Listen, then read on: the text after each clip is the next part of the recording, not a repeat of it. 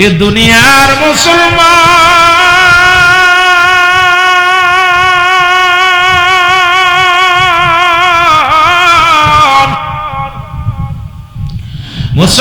শুনে না, সালামা রাদিয়াল্লাহু তাআলা চোখের পানি ফেলে কাঁদতে দেখতে বলে, আমি অপরাধী, আমার এই অপরাধের কথা যদি রাসূলুল্লাহকে আমার আল্লাহ জানায় দেয়, আমি আল্লাহর দরবারে কি জবাব দিব গো? আমি রাসূলের মুখ দেখাইব না।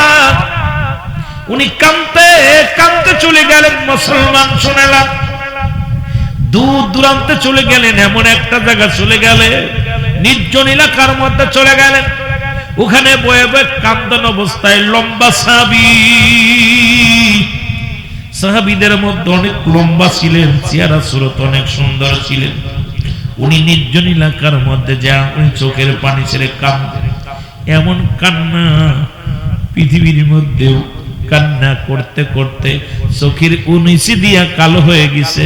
সাহাবী শুধু কান্দে। একদিন নয়, দুদিন নয়, সপ্তাহ পার হয়ে গেল। রাসূলুল্লাহর কাছে জিবরিল মারফতে খবর আসলো, বলে হুজুর আপনি সাহাবীর দিকে একটু লক্ষ্য করেন, আপনি অমুক সাহাবীর দিকে লক্ষ্য করেন। নবীজি সাহাবীদেরকে ডাকতে বলেন, আমার সাহাবীরা রে, তোমরা কি আমার সালামা রাদিয়াল্লাহু তাআলাকে দেখছো?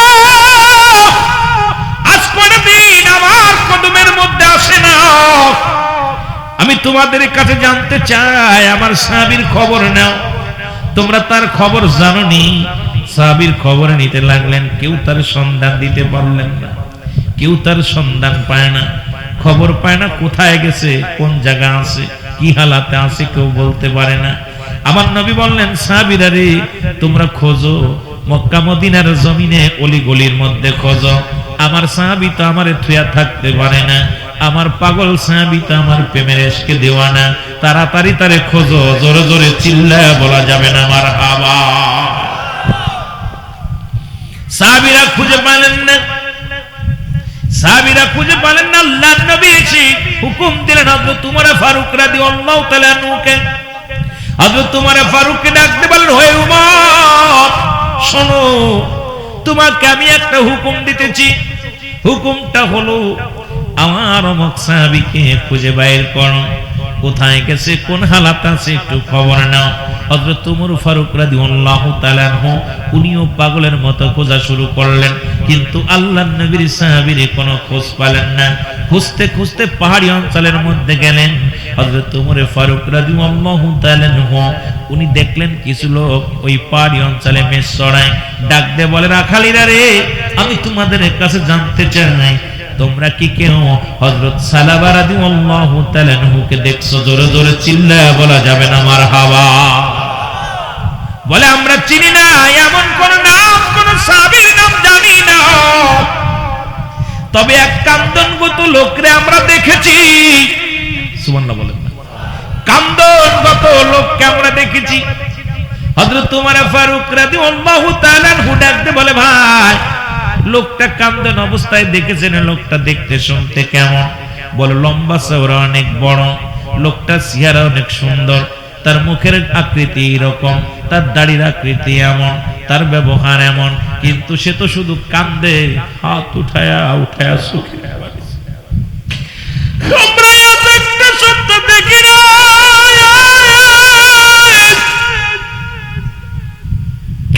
হে ভাই,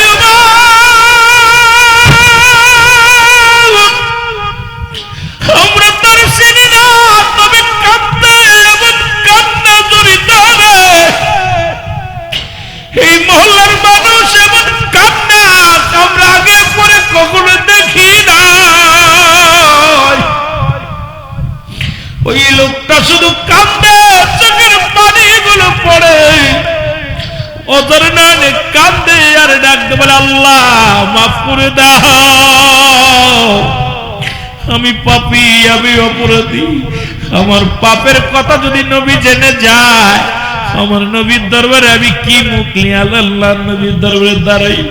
আমার পাপের কথা যদি আল্লাহ তুমি যদি মানুষকে জানায় দাও, আল্লাহ আমার এই চোখ দিয়ে আমি বেগানা মহিলার গোসল করা দেখেছি। আজকে দেখলাম আজ 2টা দিন রমজান শেষ হলো, মাহে রমজান মাস শেষ হলো, আজকেও দেখলাম আসার পথে যে পরিমাণ নারী রাস্তাঘাটে একটা মেয়ের মাথায় কাপড় নাই, গায়ে পাতলা কাপড় পরিধান করে মুসলমানের মেয়েরা বেপরদায় বেপরোয়া ভাবে চলাফেরা করে। আরে আল্লাহর ভয় কি তোদের অন্তরে নাই? মরণের ভয় কি তোদের অন্তরে নাই? যদি অন্তরের ভিতরে মরণের ভয় থাকতো এইরকম রাস্তা দিয়ে খোলামেলা বেড়াইতে পারতি না। আজকে এই সারা মাস রোজা রাখলি, সারা মাস শয়তানকে পাকড়া করা ছিল, তার হাত শিকল দিয়ে বন্দী করা ছিল, জাহান্নামের দরজাগুলো বন্ধ ছিল, জান্নাতের দরজাগুলো খোলা ছিল। কিন্তু এই দাউসগুলো আজকে তোমরা তোমাদের বিবিগুলো নিয়ে, তোমাদের শালীগুলো নিয়ে, তোমরা বেগানা বেগানা পুরুষদেরকে নিয়ে, বেগানা মহিলাদেরকে নিয়ে রাস্তাঘাটে ঘোরাফেরা করলা, সারা মাস সিয়াম সাধনা করে যেটুক নেকি কামাইলা সব বরবাদ করে দিলা। একবারও কি মরণের চিন্তা নাই? একবারও কি কবরের চিন্তা নাই?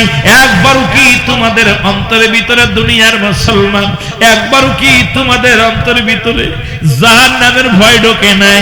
এই দুনিয়াটা চিরস্থায়ী নয়, আবাদান আবাদান চিরস্থায়ী হবে কবরখানা। যে দেশে গেলে মানুষ আর কোনোদিন ফিরে আসবে না, যে দেশে গেলে মানুষ আসা সম্ভব নয়, সেই দেশের চিন্তা যার অন্তরের ভিতরে ঢুকেছে, সে নামাজ ছাড়তে পারে না, বেপরদায় চলতে পারে না, হারাম খাইতে পারে না, এই দুনিয়ার মধ্যে হালাল করে বান্দা হয়ে যাবে। এই জন্য মুসলমান শোনো, আল্লাহ ডাকতে বলে ইয়া আইয়ুহাল্লাযীনা আমানু, আল্লাহ ঈমানদারদের ডাকছে। আল্লাহ যদি বলতে আইয়ুহান নাস, ও ঈমানদাররা ডাকছে, আল্লাহ নাস ডাকে নাই। নাস শব্দের অর্থ মানুষ। এই মানুষের মধ্যে একটা দল আছে যারা সদা সর্বদা ঈমানদার মুত্তাকিন। আল্লাহ কয় শুনে নাও, শুনে নাও ঈমানদারেরা, বিশ্বাসীরা শোনো, আদখুলু ফিস সিলমি কাফা, পরিপূর্ণভাবে প্রবেশ করো, দাখিল হও কিসের মধ্যে? ইসলামের মধ্যে। ইসলামের আবিধানিক অর্থ হলো 80 থেকে 82টা। ইসলামের অর্থ যদি মানতা, ও মুসলমান শুনে নাও, ইসলামের অর্থ যদি তুমি মানো, ইসলাম মানে নারীর সতীত্ব পাহারা দিয়া, ইসলাম মানে নিজে না খণ্ড রেখানো, ইসলাম মানে একত্ববাদ, ইসলাম মানে শান্তি, ইসলাম মানে আত্মসমর্পণ, ইসলাম মানে নিজের দুঃখে থেকে অন্যের সুখে রাখা।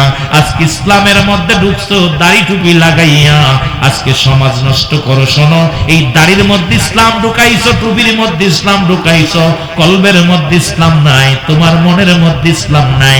এই জন্য ইমানি জজবা নাই। আজকে ইসলামের বিধান মানো, মানো নয়, বলো মুসলমানদের ধর্মটা ভালো না।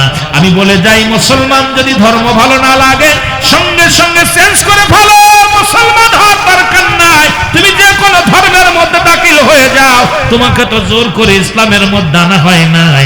ইসলামের মধ্যে আসলে ইসলামের বিধান মানা লাগবে। জোরে জোরে চিল্লায় বলেন ঠিক কিনা?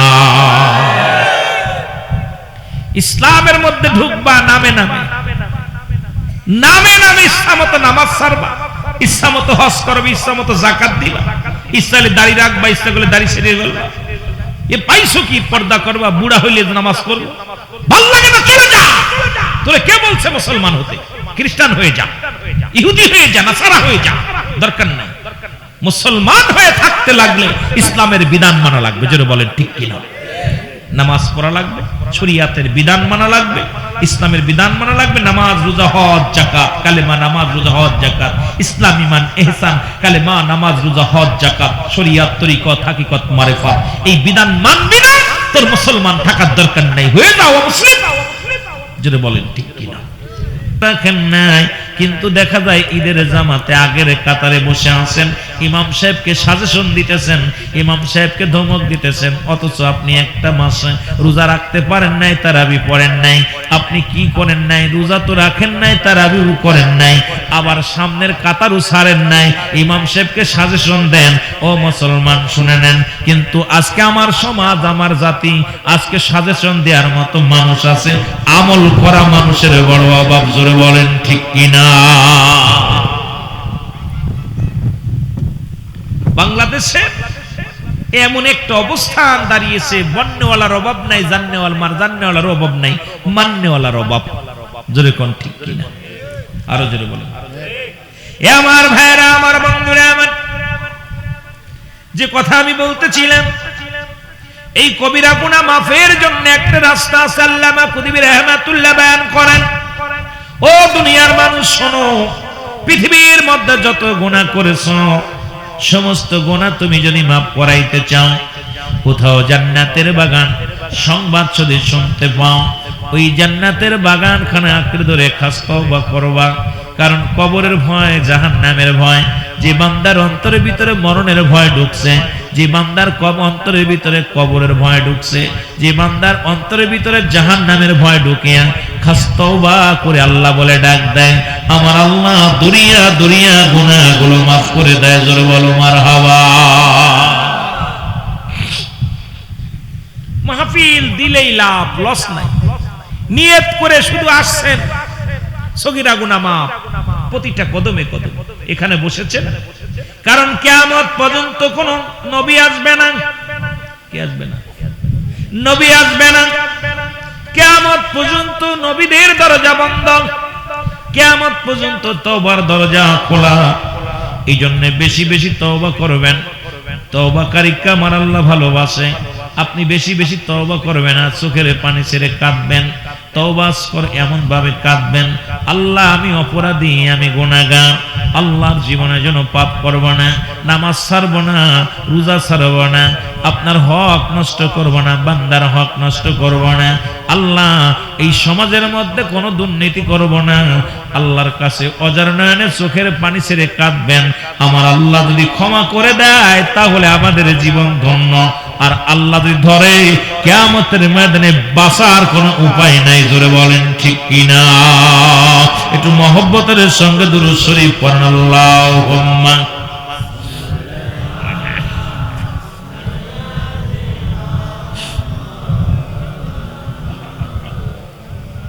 ওয়ালা আলি সাইয়্যিদিনা।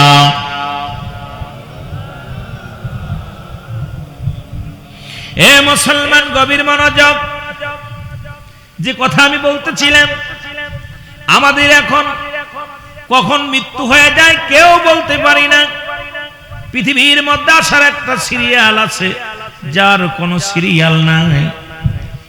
দেখা যায় মুসলমান, আমি অনেক আলোচনার মধ্যে একটা আলোচনায় বেশি করি, সেটা হলো দেখা যায় সন্তানের লাশ বাবার কাঁধে, বাবার লাশ সন্তানের কাঁধে।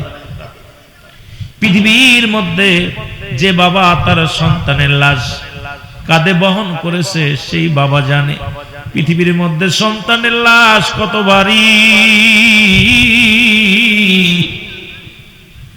বাবা লাশটা কত ভারী রে মুসলমান। ভাই হইয়া ভাইয়ের লাশ বহনকারী এই আসমান জমিনের মধ্যে এমন ভারী বস্তু আর পাওয়া যায় না গো। এই দুনিয়ার মানুষ শুনে নাও, দিলের কান্ডা লাগা শোনো। মানুষের মৃত্যু হয় দুইটা টাইমে, একটা হলো রাতের বেলা, একটা হলো দিনের বেলা। একজন মানুষ শুনে না, ও বাবা, পৃথিবীর মানুষগুলোর মৃত্যু হয়, পৃথিবীর মানুষগুলোর মৃত্যু হয় হয় রাত্রে না হয় দিনে। আল্লাহ দিন শুরু করেছিলাম, আমার আল্লাহ দিন শুরু করে দিয়েছিল। এই দিনের মধ্যে আমরা যারা জীবিত ছিলাম সারা দিন পার করলাম, মৃত্যুবরণ করি নাই। রাত শুরু করে দিয়েছি, রাত এখন 10টা পার হয়ে গেল, এখনো পর্যন্ত আমরা মৃত্যুবরণ করি নাই। রাতের বাকি অংশ বেঁচে থাকবো কেউ বলতে পারি না। যে কোনো মুহূর্তে আপনার আমার মরণের চিঠি এসে যেতে পারে, যে কোনো মুহূর্তে আপনার আমার বিদায় ঘন্টা বেজে যেতে পারে। কত মানুষের ও ভাই দেখা যায় ঈশার পরে মৃত্যুবরণ করেছে, রাত 11টায় জানাজা হইয়া অন্ধকার কবরে শোয়া দিছে। দেখা যায় রাত 10টার সময় কবরে শোয়া দিছে, রাত 1টার সময় অনেকের কবরে রেখে দিছে। এই দুনিয়ার মধ্যে ইন্তেকালের পরে কেউ আপন নয়। এই দুনিয়া আর নিষ্ঠুর পৃথিবী আপনাকে বিদায় করে দিবে। ছেলে আপনার নয়, মেয়ে আপনার নয়, এই পৃথিবীর কিছুই আপনার নয়। এই জন্য বেশি বেশি আমল করবেন। আমল নামা নিয়ে যদি আপনি কবরে যেতে পারেন, আপনার জীবন হবে ধন্য। জোরে জোরে বলেন ঠিক কিনা? একটু জোরে জোরে চিল্লায়া বলা যাবে না আল্লাহু আকবার। মহব্বতের সঙ্গে দুরূদ শরীফ পড়েন। আল্লাহুম্মা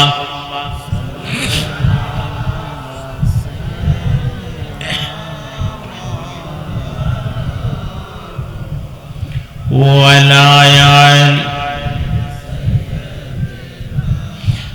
مولانا محمد اللهم سيدنا مولانا محمد وعلى آل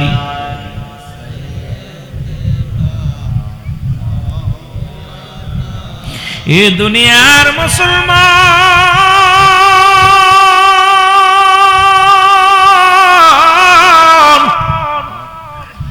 যে কথাগুলো বলি দিলের কান্না লাগে শোনবো।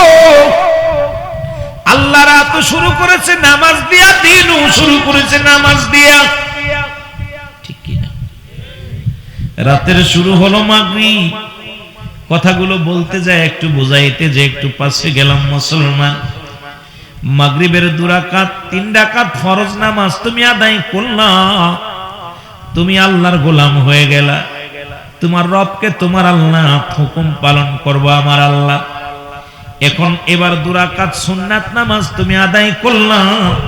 রাতের মধ্যে যদি তোমার মৃত্যু হয়, তোমার মরণটা হবে আমার আল্লাহর গোলাম রাসূলের প্রেমী। এখন যারা নামাজের ধারেই যান নাই, কেমনে আল্লাহর প্রেমিক হতে চান, কেমনে রাসূলের প্রেমিক হতে চান? নামাজ যার নাই, একমাত্র মুসলমান কাফেরদের মধ্যে পার্থক্য হলো নামাজ। নামাজ মুসলমানেরা ধরে, কাফেররা ছেড়ে দেয়। জোরে বলেন ঠিক কিনা? কাফেররা নামাজ ছেড়ে দেয়, মুসলমান নামাজ ধরে। তাহলে আপনার রাত্রে যদি মৃত্যু হয়, হুকুম পালন করলেন না আমার আল্লাহ, আপনি কেমন মুসলমান? যেহেতু মুসলমান নামাজ ধরে আপনি ছেড়ে দিয়েছেন, তাহলে আপনি মুসলমানদের মধ্যে নাই, মুসলমান থেকে খারেজ হয়ে গেছেন। ঠিক কি না? কত বলেন ঠিক কি না? এবার রাতের শুরু চলে গেল, দিনের শুরু হলো। দিনের শুরু হলো মুসলমান ফজর। ফজরে 2 রাকাত সুন্নাত নামাজ তুমি আদায় করলা, তুমি আমার রাসূলের প্রেমিক হয়ে গেলা। 2 রাকাত ফরজ নামাজ তুমি আদায় করলা, সঙ্গে সঙ্গে তুমি আমার আল্লাহর গোলাম হয়ে গেলা। এখন তুমি ফজরের নামাজে ঘুম ভাঙে নাই, তুমি সুন্নাত পড়লা না, ফরজ পড়লা না। 1 নাম্বার রাসূলের অনুগত হও নাই, আল্লাহর অনুগত হও নাই। তুমি কেমন মুসলমান? দিনও শুরু করেছে আল্লাহ নামাজ দিয়া, রাতও শুরু করেছে নামাজ দিয়া। সেই নামাজের গুরুত্ব এখন মুসলমানদের মধ্যে নাই। আজকে নামাজের ওয়াজ করার দরকার ছিল বেঈমান কাফেরদের মধ্যে, নাস্তিকদের মধ্যে, কিন্তু নামাজের ওয়াজ এখন মুসলমান হয়ে মুসলমানদের দিতে হয়। এর চাইতে লজ্জার থাকতে পারে না। জোরে বলেন ঠিক কিনা? এর চাইতে লজ্জা থাকতে পারে? অমুসলিমদেরকে দেওয়ার দরকার ছিল নামাজের ওয়াজ, কিন্তু আজকে মুসলমানদের নামাজের ওয়াজ শোনাইতে হয়। নামাজি ব্যক্তির চেহারা সে যত কালো হোক, নামাজি ব্যক্তির চেহারার দিকে তাকাইলে নূর চমকায়। নামাজির চেহারা দেখলেই চিনা যায় যে নামাজি। কথা বুঝেন নাই? নামাজ 5 ওয়াক্ত যখন আজানের পর ওযু করে যখন মসজিদে যায়, যদিও সে কালো হয়, তার চেহারার ভিতরে নূর চমকায়। হাত পা সবকিছু দেখলে বোঝা যায় ব্যক্তি নামাজি। ঠিক কিনা? আরো জোরে বলেন ঠিক কিনা?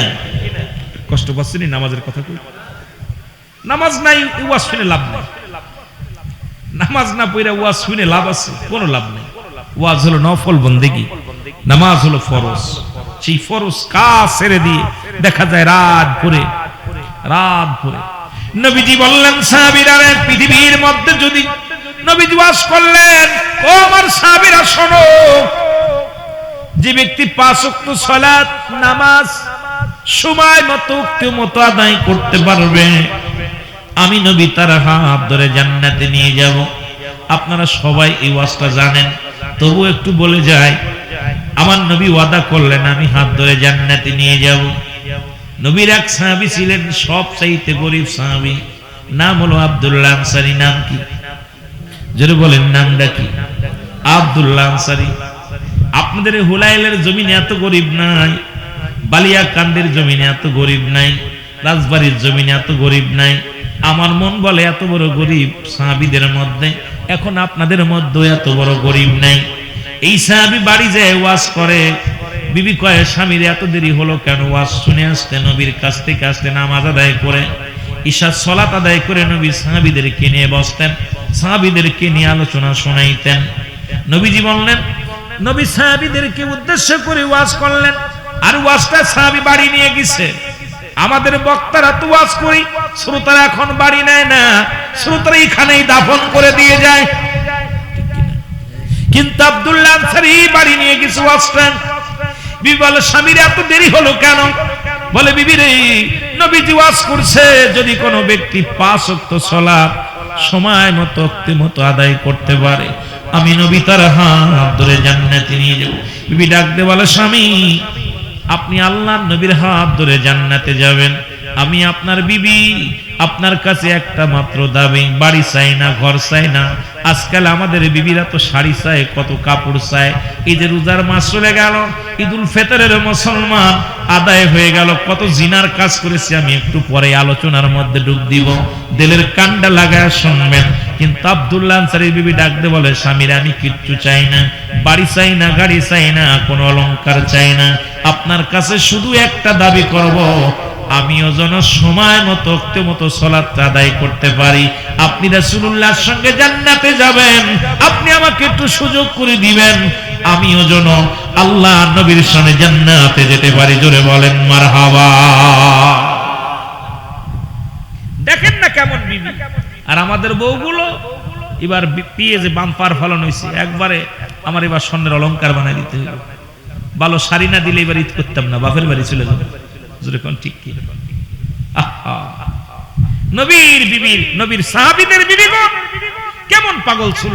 নবীজি যখন কোন আলোচনা করতেন, ইবাদতের আলোচনা, সাহাবীরা এটা বাড়ি নিয়ে যেতেন, আর বাড়িতে বিবিদের আপনার পরিবার পরিজনদেরকে বলতেন, তারা এগুলো এমন ভাবে আমল করতেন যে মজা পেতেন, আমল করে মজা পেতেন। আর আমরা ওয়াজ করতে আসি, খেসরি ভালো হয় নাই, লবণ ভালো হয় নাই, জাল বেশি হয়ে গেছে, বক্তা ওয়াজ করছে কিছু বুঝলাম না, এই বক্তা বাল না। নামাজের ওয়াজ আর হকের ওয়াজ আর সুদের ওয়াজ ঘুষের ওয়াজ যদি বক্তা করে, ওই বক্তার দাওয়াতই হয় না। যদি বলেন ঠিক কি?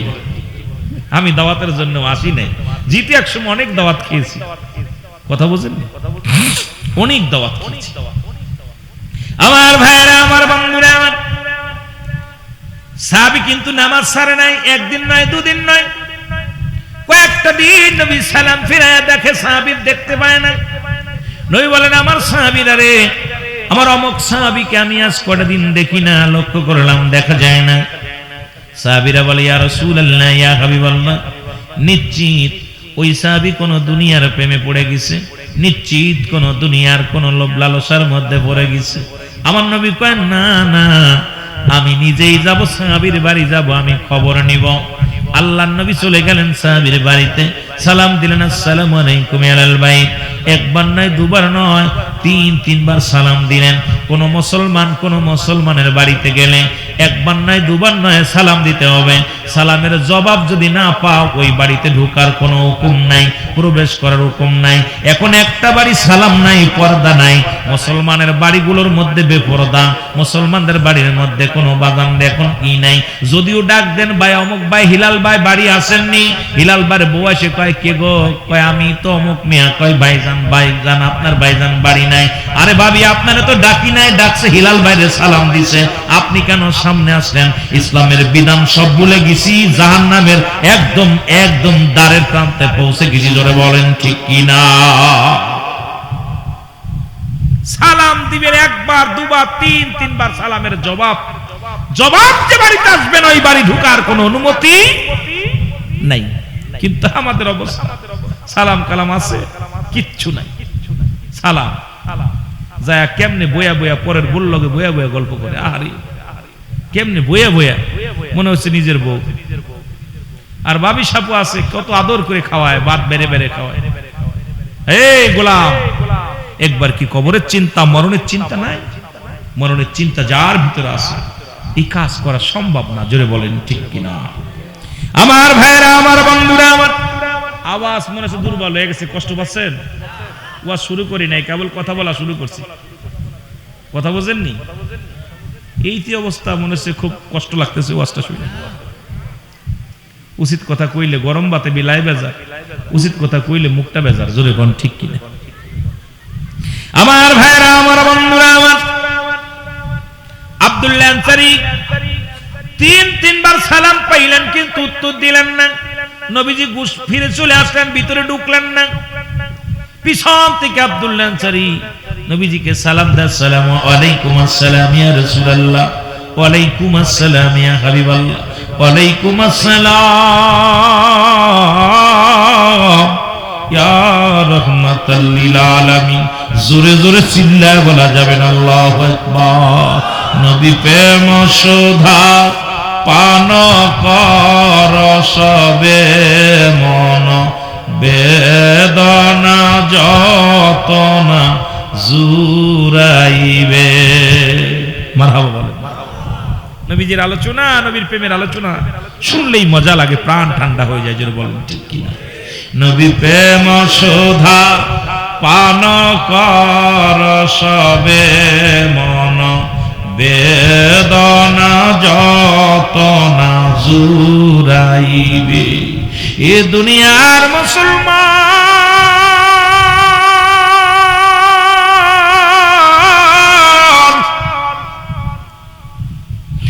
আল্লাহর নবী ডাকতে বললাম, শরীরে আমি তিনবার সালাম দিলাম, তুমি তিনবারই উত্তর দিলা। তার মানে আর বুঝতে বাকি নয়, তুমি সালাম শুনেছিলা, উত্তর দাও নাই। সাহাবী বলে, ইয়া রাসূলুল্লাহ, ইয়া হাবিবাল্লাহ, আমি সালামের জবাব দিলাম, কেন উত্তর দিই নাই? কেন উত্তর দিই নাই এর জবাব আমি দিতে পারবো না।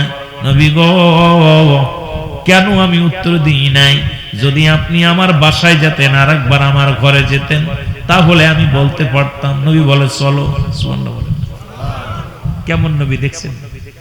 আমি যাব না, চলো যাই। আহা, রহমতের নবী। নবীজি গেলেন, আব্দুল্লাহ আনসারী যায় দরজা খুলে দিলেন। দরজাটা যখন খুলে দিচ্ছে, নবীজি দেখতে পাইলেন ভিতরে বিশাল একটা গর্ত খোঁড়া। নবীজি বলেন, আনসারী রে, এত বড় গর্ত কেন? ঘরের মধ্যে এত বড় গর্ত কেন? বলে, নবী গো, যখন আপনি আমারে সালাম দিয়েছিলেন, তখন আমি উলঙ্গ অবস্থায় কাপড়বিহীন এই গর্তের মধ্যে বসা ছিলাম। ইয়া রাসূলুল্লাহ, ইয়া হাবিবাল্লাহ। নবী বলেন, কি বলতে চাও? বলে, সাহাবীরে কি বলতে চাও? নবী বললেন, সাহাবীরে কি বলতে চাও? সাহাবী বলে, ইয়া রাসূলুল্লাহ, ইয়া হাবিবাল্লাহ, ইয়া মায়ার নবী, এই জন্য আমি উলঙ্গ অবস্থায় বসেছিলাম। আপনি ওয়াজ করলেন যে ব্যক্তি 5 ওয়াক্ত নামাজ, 5 ওয়াক্ত সালাত সময় মতো মতো আদায় করতে পারবে, আপনি তার হাত ধরে জান্নাতে নেবেন।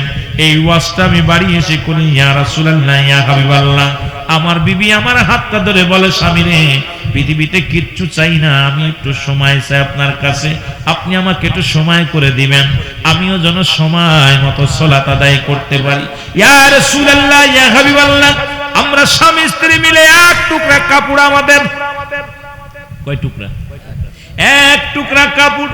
নবী গো, ও মায়ের নবী, যখন আযান পড়ে যায়, আমার বিবি উলঙ্গ হয়ে গর্তের মধ্যে বয়া থাকে, আমি দৌড়াইয়া চলে যাই মসজিদে।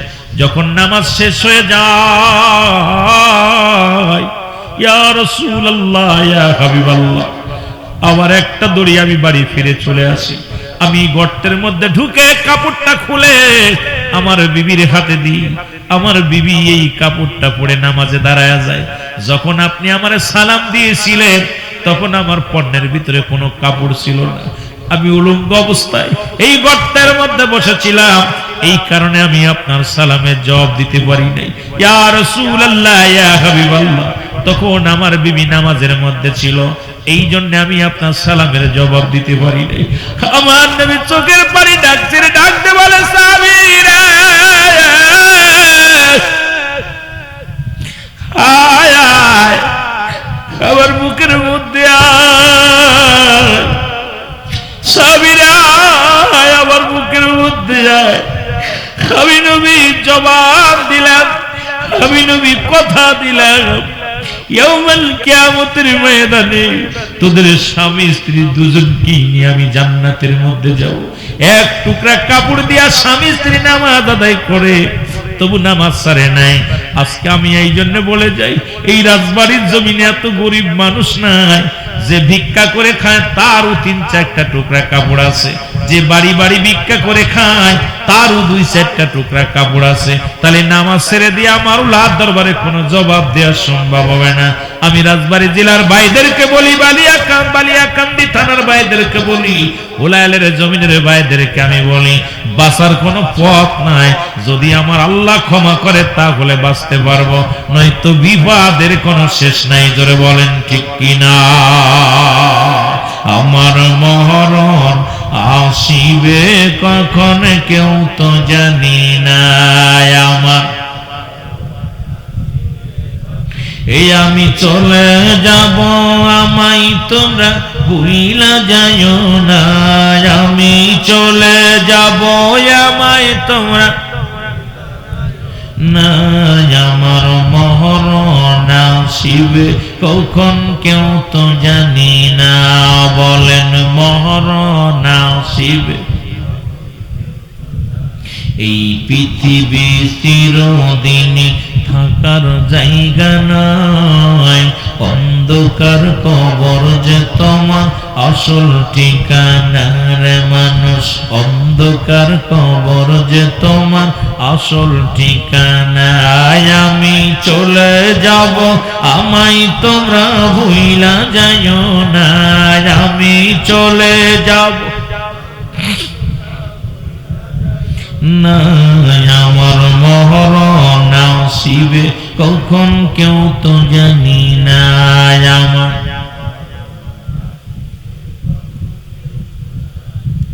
কুল্লু মান আলাইহা ফান, সব কিছু শেষ করে দিবে আমার মালিক।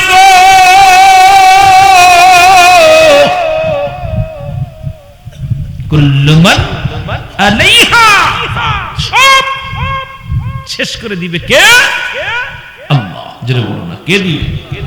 আল্লাহ বলে, বন্ধুরা শুইনা লও গো,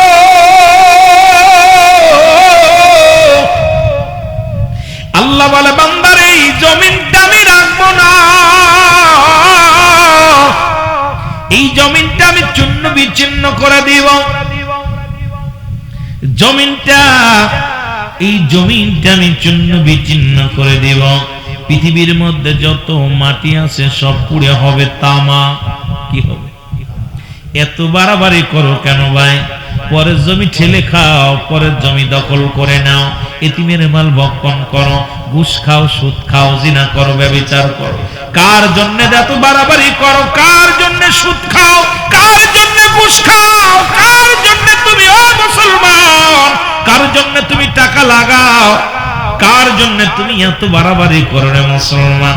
আল্লাহ কয় বান্দারে এই জমিনটা আমি রাখবো না, জমিনটা আমি চূর্ণ বিচ্ছিন্ন করে দিব। এই জমিনের মাটিগুলো পুড়ে আমি তামা বানায়া দিব। জমিনের পানিগুলো সব পুড়ে ছাই বানায়া দিব।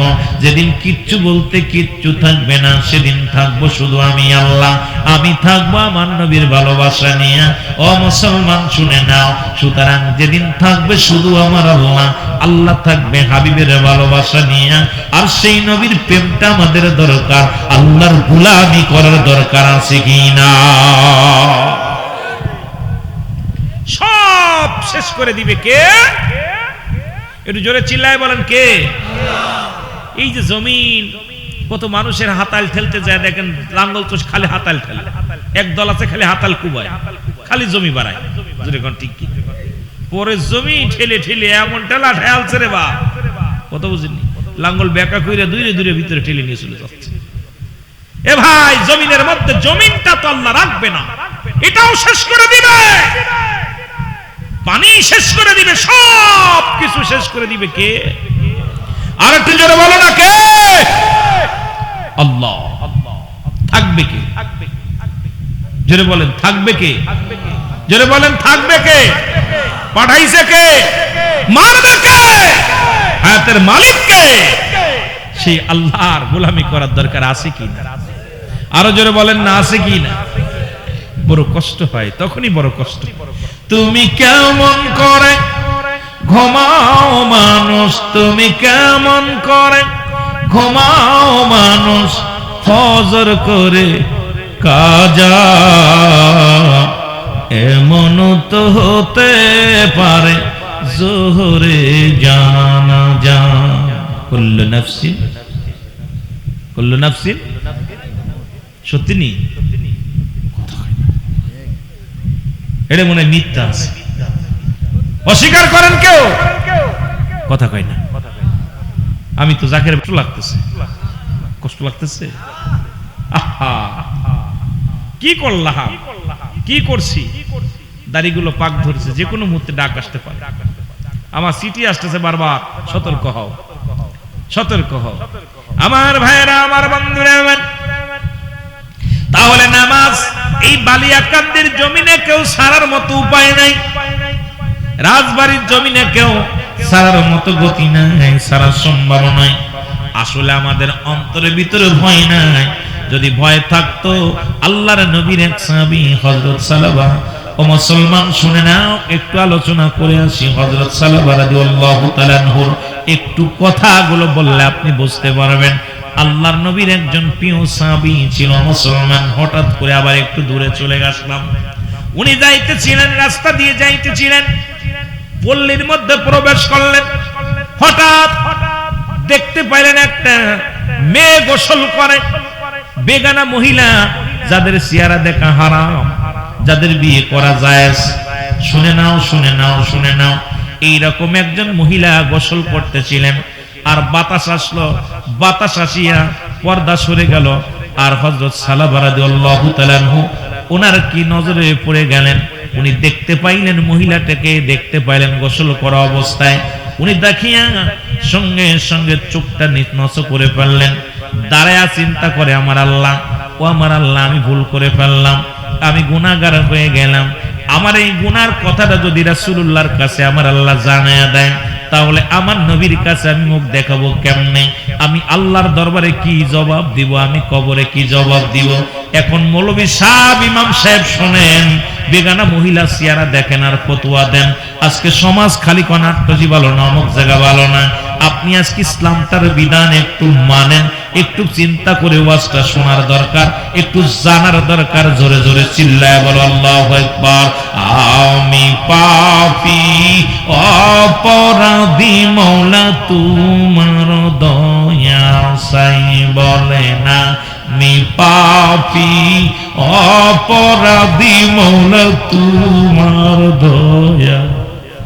এর তুমি যদি না করো দয়া, আমার হবে কি উপায়? আমি পাপী অপরাধী, মওলা তোমার দয়া। এ দুনিয়ার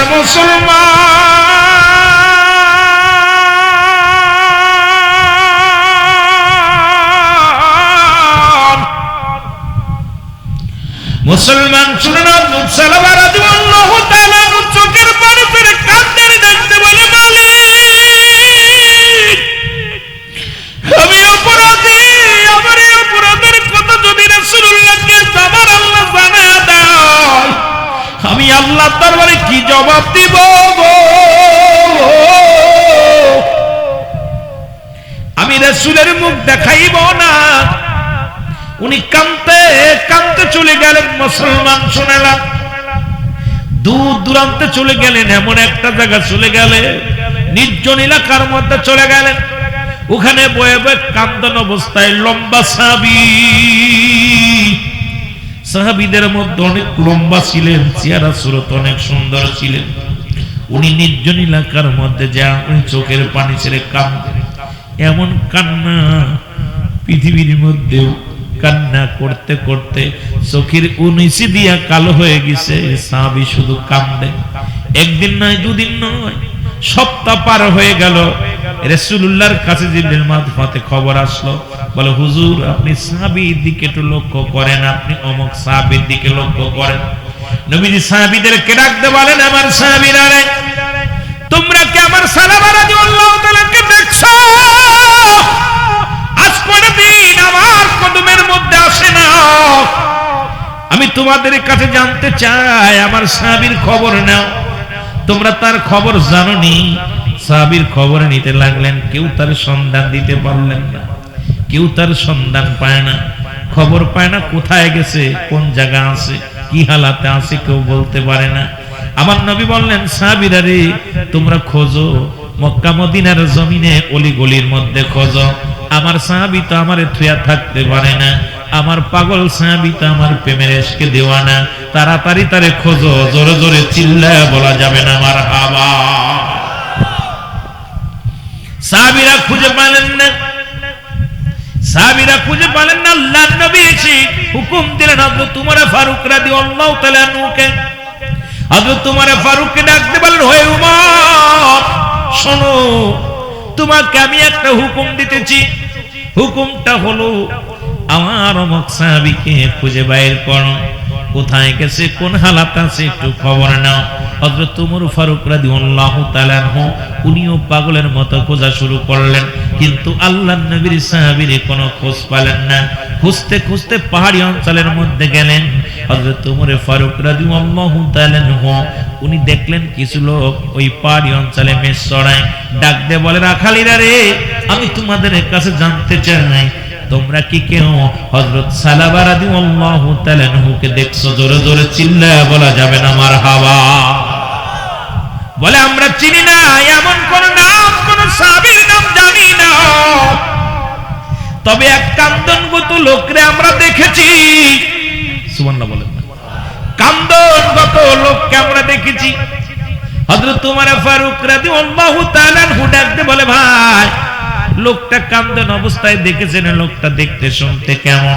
বলে, লম্বা চওড়া, অনেক বড়, লোকটা চেহারা অনেক সুন্দর, তার মুখের আকৃতি এরকম, তার দাড়ির আকৃতি এমন, তার ব্যবহার এমন, কিন্তু সে তো শুধু কান্দে, হাত উঠায়া উঠায়া সুখী।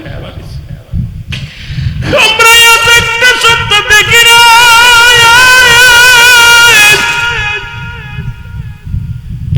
হে ভাই,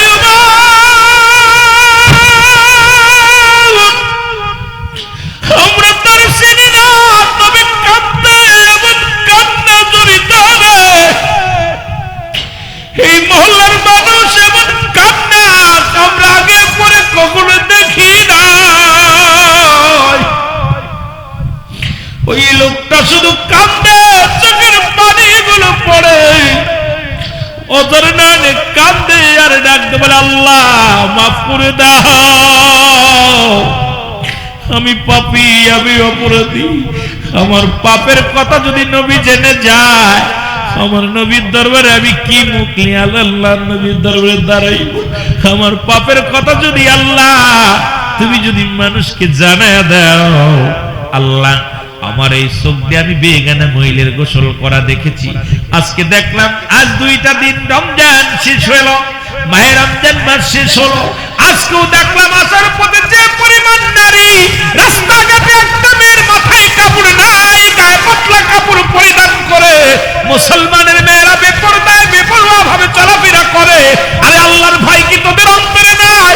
মরণের ভয় কি তোদের অন্তরে নাই? যদি অন্তরের ভিতরে মরণের ভয় থাকতো, এইরকম রাস্তা দিয়ে খোলামেলা বেড়াইতে পারতি না। আজকে এই সারা মাস রোজা রাখলি, সারা মাস শয়তানকে পাকড়া করা ছিল, তার হাত শিকল দিয়ে বন্দী করা ছিল, জাহান্নামের দরজাগুলো বন্ধ ছিল, জান্নাতের দরজাগুলো খোলা ছিল। কিন্তু এই দাউসগুলো আজকে তোমরা তোমাদের বিবিগুলো নিয়ে, তোমাদের শালীগুলো নিয়ে, তোমরা বেগানা বেগানা পুরুষদেরকে নিয়ে, বেগানা মহিলাদেরকে নিয়ে রাস্তাঘাটে ঘোরাফেরা করলা, সারা মাস সিয়াম সাধনা করে যেটুক নেকি কামাইলা সব বরবাদ করে দিলা। একবারও কি মরণের চিন্তা নাই? একবারও কি কবরের চিন্তা নাই? একবারও কি তোমাদের অন্তরের ভিতরে দুনিয়ার মুসলমান, একবারও কি তোমাদের অন্তরের ভিতরে জাহান্নামের ভয় ঢোকে নাই? এই দুনিয়াটা চিরস্থায়ী নয়, আবাদান আবাদান চিরস্থায়ী হবে কবরখানা। যে দেশে গেলে মানুষ আর কোনোদিন ফিরে আসবে না, যে দেশে গেলে মানুষ আসা সম্ভব নয়, সেই দেশের চিন্তা যার অন্তরের ভিতরে ঢুকেছে, সে নামাজ ছাড়তে পারে না, বেপরদায় চলতে পারে না, হারাম খাইতে পারে না, এই দুনিয়ার মধ্যে হালাল করে বান্দা হয়ে যাবে। এই জন্য মুসলমান শোনো, আল্লাহ ডাকতে বলে, ইয়া আইয়ুহাল্লাযীনা আমানু আল্লাহ ঈমানদারদের ডাকছে। আল্লাহ যদি বলতে আইয়ুহান নাস, ও ঈমানদাররা ডাকছে, আল্লাহ নাস ডাকে নাই। নাস শব্দের অর্থ মানুষ। এই মানুষের মধ্যে একটা দল আছে যারা সদা সর্বদা ঈমানদার মুত্তাকিন। আল্লাহ কয় শুনে নাও ঈমানদারেরা, বিশ্বাসীরা শোনো, আদখুলু ফিস সিলমি কাফা, পরিপূর্ণভাবে প্রবেশ করো, দাখিল হও কিসের মধ্যে? ইসলামের মধ্যে। ইসলামের আবিধানিক অর্থ হলো 80 থেকে 82টা। ইসলামের অর্থ যদি মানতা, ও মুসলমান শুনে নাও, ইসলামের অর্থ যদি তুমি মানো, ইসলাম মানে নারীর সতীত্ব পাহারা দিয়া, ইসলাম মানে নিজে না খণ্ড রেখানো, ইসলাম মানে একত্ববাদ, ইসলাম মানে শান্তি, ইসলাম মানে আত্মসমর্পণ, ইসলাম মানে নিজের দুঃখে থেকে অন্যের সুখে রাখা। আজকে ইসলামের মধ্যে ঢুকছো দাড়ি টুপি লাগাইয়া, আজকে সমাজ নষ্ট করো। শোনো, এই দাড়ির মধ্যে ইসলাম ঢুকাইছো, টুপির মধ্যে ইসলাম ঢুকাইছো, কলবের মধ্যে ইসলাম নাই, তোমার মনের মধ্যে ইসলাম নাই। এই জন্য ইমানি জজবা নাই। আজকে ইসলামের বিধান মানো নয়, বলো মুসলমানদের ধর্মটা ভালো না। আমি বলে যাই, মুসলমান যদি ধর্ম ভালো না লাগে, সঙ্গে সঙ্গে চেঞ্জ করে ভালো মুসলমান হওয়ার দরকার নাই। তুমি যে কোনো ধর্মের মধ্যে দাখিল হয়ে যাও, তোমাকে তো জোর করে ইসলামের মধ্যে আনা হয় নাই। ইসলামের মধ্যে আসলে ইসলামের বিধান মানা লাগবে। জোরে জোরে চিল্লায় বলেন ঠিক কিনা? ইসলামের মধ্যে ঢুকবা নামে নামে ইচ্ছা মতো নামাজ ছাড়বা, ইচ্ছা মতো হজ করবে, ইচ্ছা মতো যাকাত দিবা, ইচ্ছা হলে দাড়ি রাখবা, ইচ্ছা করলে দাড়ি ছেড়ে ফেলবা। এ পাইছো কি? পর্দা করবা, বুড়া হইলে নামাজ পড়বো, ভাল লাগে না চলে যা। তোরে কে বলছে মুসলমান হতে? খ্রিস্টান হয়ে যা, ইহুদি হয়ে যা, নাসারা হয়ে যা, দরকার নাই। মুসলমান হয়ে থাকতে লাগলে ইসলামের বিধান মানা লাগবে। যেটা বলেন ঠিক কিনা? নামাজ পড়া লাগবে, শরীয়তের বিধান মানা লাগবে, ইসলামের বিধান মানা লাগবে। নামাজ, রোজা, হজ, যাকাত, কালেমা, নামাজ, রোজা, হজ, যাকাত, ইসলাম, ঈমান, ইহসান, কালেমা, নামাজ, রোজা, হজ, যাকাত, শরীয়ত, তরিকত, হাকিকত, মারিফাত। এই বিধান মানবি না, তোর মুসলমান থাকার দরকার নাই, হয়ে যাও মুসলিম। যেটা বলেন ঠিক কিনা? ডাকছে কে? তো কত বড় মানুষ কবরের ভয় না থাকলে। গতকালকে দেখলাম নেটের মধ্যে, আপনারা মনে হয় দেখছেন, দেখলাম ভারতের কিছু ভণ্ড, ভারতের ভিতরে ইন্ডিয়ার মধ্যে কিছু যুবক এই টিকটক নাকি কয়, মোবাইলে টিকটক করে না, বদমাইশ গুলো কবর নিয়ে টিকটক করতে গেছে। কবর খুইরা ওর মধ্যে ডোল ডগর নিয়ে বাজাইতেছে। হঠাৎ করে আল্লাহ তাআলা এমন একটা গজব দিছে, কয়টা যুবক, 3 জন যুবক ঢুকছে কবরে, যে কবরে কি হয় দেখার জন্য একদম মোবাইলে ভিডিও করে আর ভিতরে ঢুকছে। আজকে নেটের মধ্যে, কাল করে দেখলাম নেটের মধ্যে ঢুইকা, হঠাৎ করে আল্লাহ চারিদিকে বিদ্যুৎ চলে গেছে। বিদ্যুৎ যাওয়ার পর উপর থেকে বিশাল গজব, যেমন গজব দিয়েছিল লূত আলাইহিস সালামের জামানায়, যেমন দিয়েছিল লূত আলাইহিস সালামের বিবি বায়লার। যখন লূত আলাইহিস সালামের বিবির নাম ছিল বায়লার, বদমাইশ, পৃথিবীর মধ্যে বদকার একটা মহিলা। আবার হযরত নূহ আলাইহিস সালামের বিবিও ছিল এরকম বদকার। কথা বুঝেননি আমার বাবারা? অনেক নবীর বিবিরাও ছিল ওরম অসভ্য। পৃথিবীর ইতিহাসে 4 জন মহিলা হলো দুর্দর্শ শয়তান, দুর্দর্শ বেয়াদব, দুর্দর্শ খারাপ মহিলা ছিল। তাদের মধ্যে হযরত নূহ আলাইহিস সালামের বিবি ছিল এবং লূত আলাইহিস সালামের বিবি ছিল। লূত আলাইহিস সালামের বিবি ছিল বায়লার। আর মুসলমান শুনে লূত আলাইহিস সালামের, আর নূহ আলাইহিস, আপনার মুসলমান শুনেন নূহ আলাইহিস সালাম ইনার বিবিও ছিল আপনার মূর্তি পূজারী, বালিহা। উনার বিবির নাম ছিল বালিহা, আর লূত আলাইহিস সালামের বিবি ছিল আপনার বাইলর। আমি ওদিকে যাব না, অনেক বিস্তারিত আলোচনা। পৃথিবীর ইতিহাসে এদের মতো নগণ্য আরেকজন ছিল আবু সুফিয়ানের বিবি, মুসলমান শুনে নেন। এইরকম অসংখ্য মহিলাদের, যারা পৃথিবীর ইতিহাসে সবচাইতে নিকৃষ্ট মহিলা। এই মহিলাগুলো পৃথিবীর ইতিহাসে পাপিষ্ট মহিলা। সেই পাপিষ্ট মহিলাদের আজকে আসতে পথে দেখলাম যে অবস্থা। রাত হয়ে গেছে, কামারখালীর ব্রিজ যখন পার হলাম, দেখলাম ব্রিজের মধ্যে শত শত নারী, কাপড় নাই, বুরকা নাই, কি অবস্থা। এরপরে দেখলাম আপনাদের এই যে আসতে পথে বালিয়াকান্দি, এই বহরপুরে যে অবস্থা দেখে আসলাম, নোংরামি। এগুলো সারা মাস রোজা রাখছে। ওরে জিগাইলে ইসলাম মাসিতে ভালো বোঝে, ওরে জিগাইবেন রুল আমিন কি বোঝে? এ বেটা কিছু বোঝে না, ওটা বেটা মানুষ, হুজুর মানুষ, কিছু বোঝে না। কথা বোঝেননি? আর এগুলো তো আমার বউ, আপনার বিবি, আমার বিবি, আমার মেয়ে, আপনার মেয়ে। কিন্তু তুমি মৌলবী তসবিহ টিপতেছো মসজিদে বয়া বয়া, সুবহানাল্লাহ সুবহানাল্লাহ, একদম সোড়ায়ে ফেরেশতা দাঁত সব কটা খুলে ফেলবে। বেয়াদব!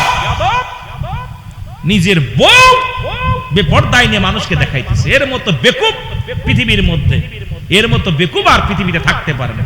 নিজের বউডারে সাজাইয়া একদম জর্জের প্রতিমা, ওই যে আপনার মূর্তির মতো সাজাইয়া লিপস্টিক মাখাইয়া রাস্তা দিয়ে ঘুরাইতেছে। সারা বছর রোজা রাখছিল।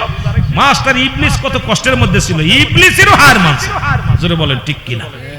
ইবলিসেরও হার মানছে। এই হলো আমার দেশ, যে দেশে 90%, 92%, 95% মুসলমান।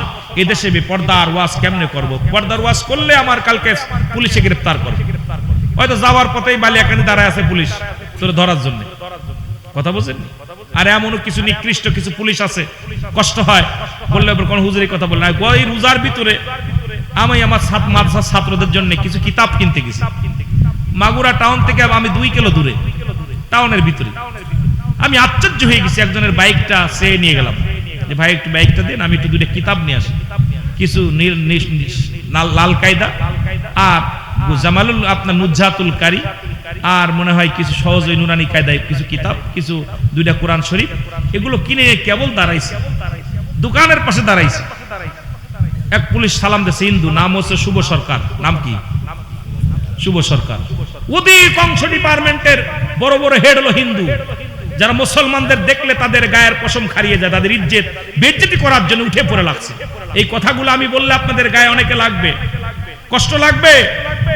উনি আমাকে বলল, আমি বললাম ভাই গাড়ি কার? আমি গাড়িটা নিয়ে আসছি, আমি 2টা কিতাব আনতে এসেছি। অনুরোধ করলাম, দাদা ভাই আমি এখন ইফতারের আর মাত্র 5 মিনিট 6 মিনিট টাইম আছে, আমি চলে যাব। তা দেখলাম 5 জন ব্যক্তির গাড়িটা আটক করছে, 5টায় হুজুর টাইপের, দাড়ি টুপি নিয়ে যাবে, 5টারে ধরছে। ধরা অনুরোধ করলাম কত, যে ভাই গাড়ি সব আছে, কাগজপাতি সব আছে, ওকে আছে, হেলমেটটা নেই। আমি তো পরের গাড়ি চেয়ে নিয়ে এসেছি। ধরার সঙ্গে সঙ্গে মামলা দিয়ে দিল। তা আমি আশ্চর্য হয়ে গেলাম।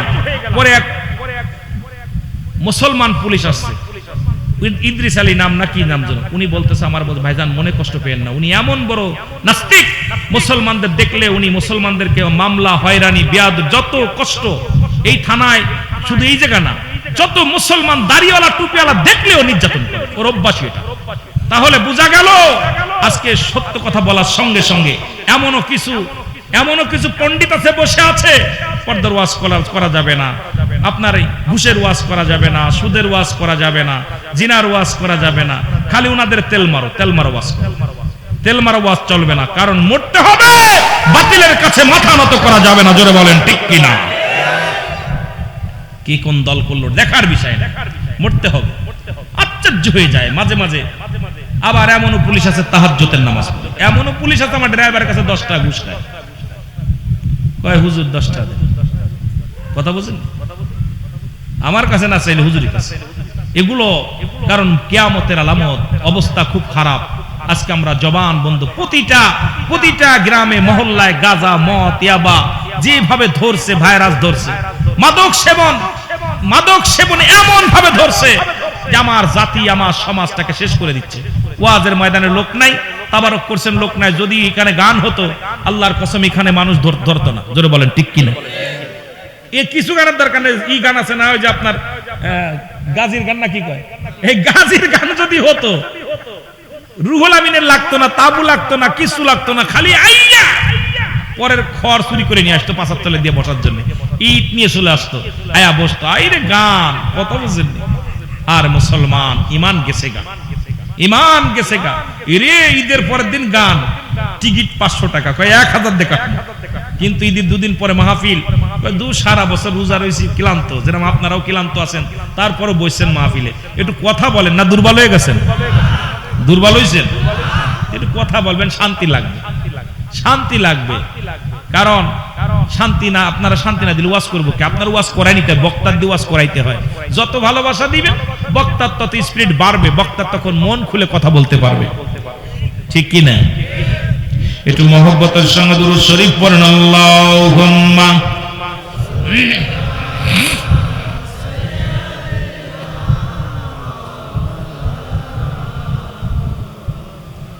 ওয়াদায়াল।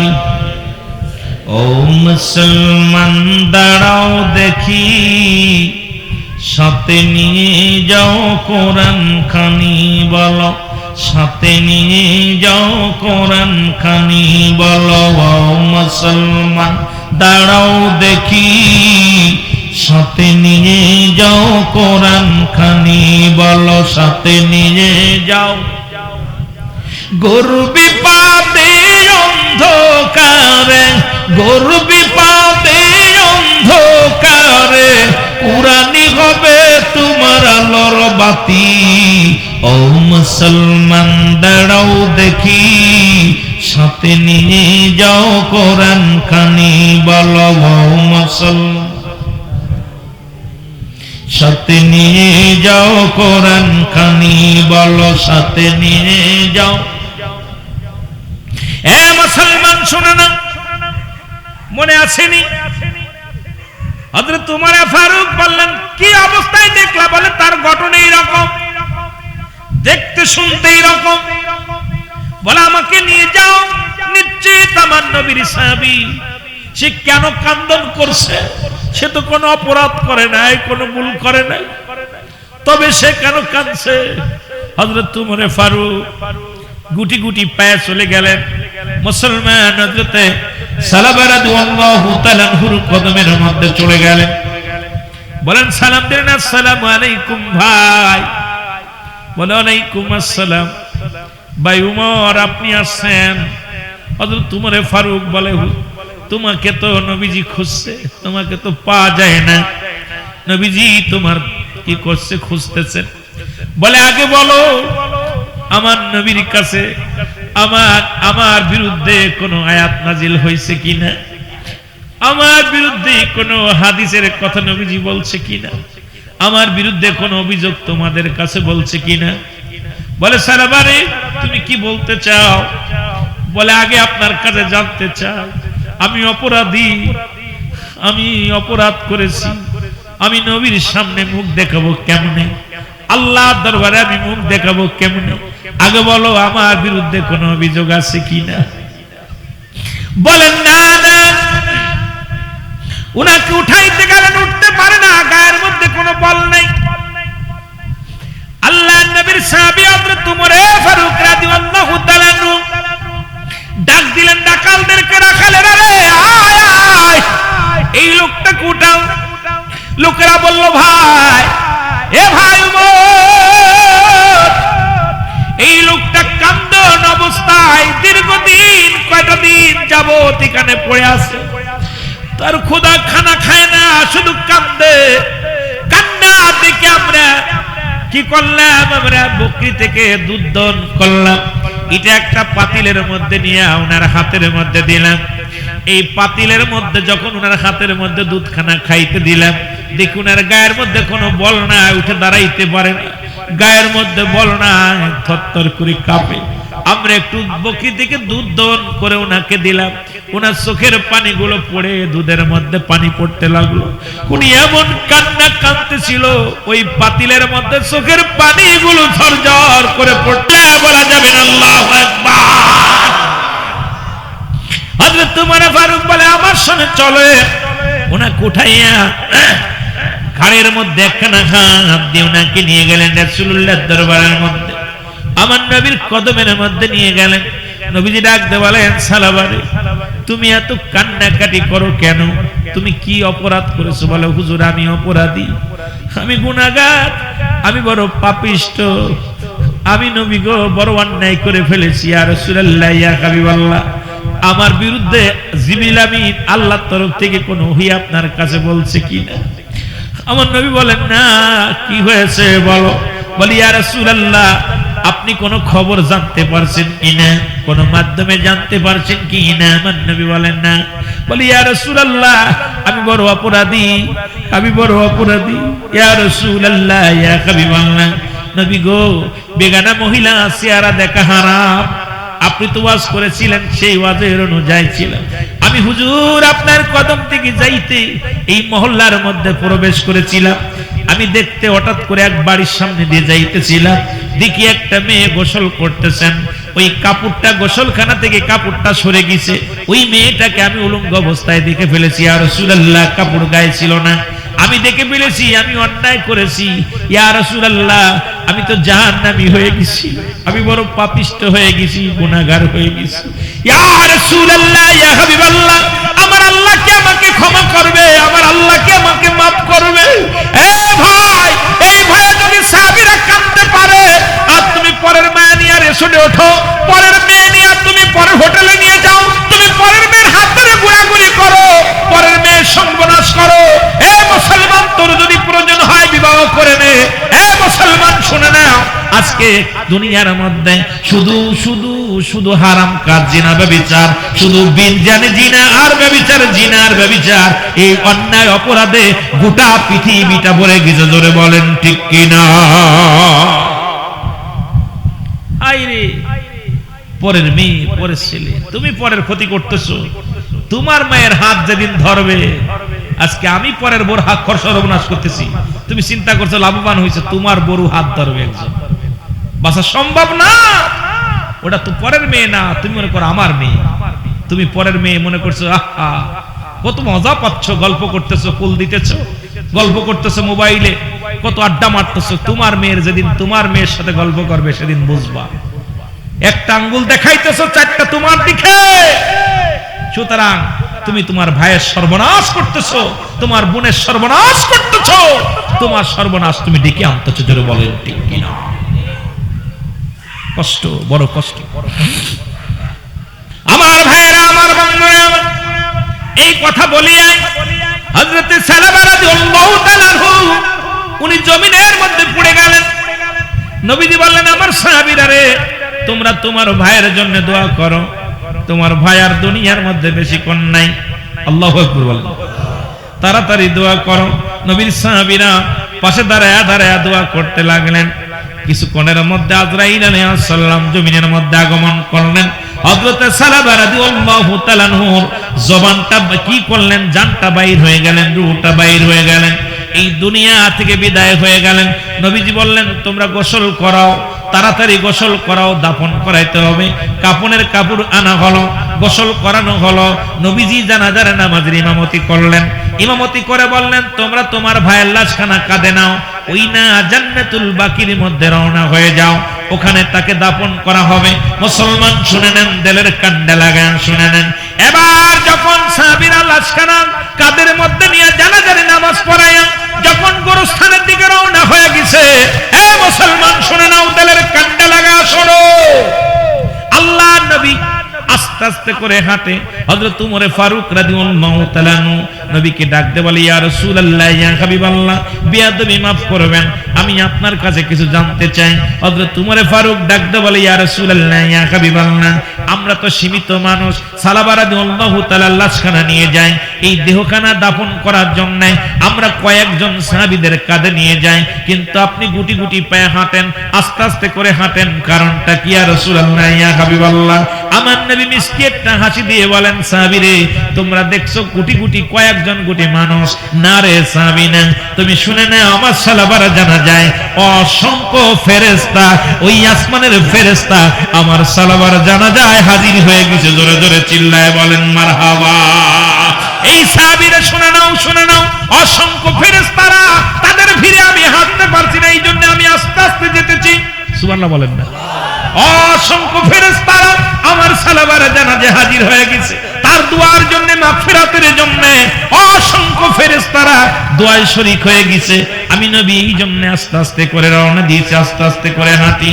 এ মুসলমান, এমন সময় জিবরিল আমিন এসে বলে, ইয়া রাসূলুল্লাহ, ইয়া হাবিবাল্লাহ, পৃথিবীতে একমাত্র আপনার সালাবা শুধু এক নজর বেগানা মহিলা আর ওই উলঙ্গ অবস্থায় গোসল করা দেখে ফেলেছে, এর জন্য কান্দনগত অবস্থায় জীবনটা দিয়ে গেছে। ইয়া রাসূলুল্লাহ, ইয়া হাবিবাল্লাহ, আমার আল্লাহ রাব্বুল আলামিন হুকুম দিয়েছে, অসংখ্য ফেরেশতারা তারা জান্নাতটাকে সুসজ্জিত করতেছে, অসংখ্য ফেরেশতারা অপেক্ষা আছে আপনার সালাবাকে স্বাগতম জানাইয়া দুলহান দুলানির মতো, যেমন বাসর ঘরে দুলহান দুলানি থাকে।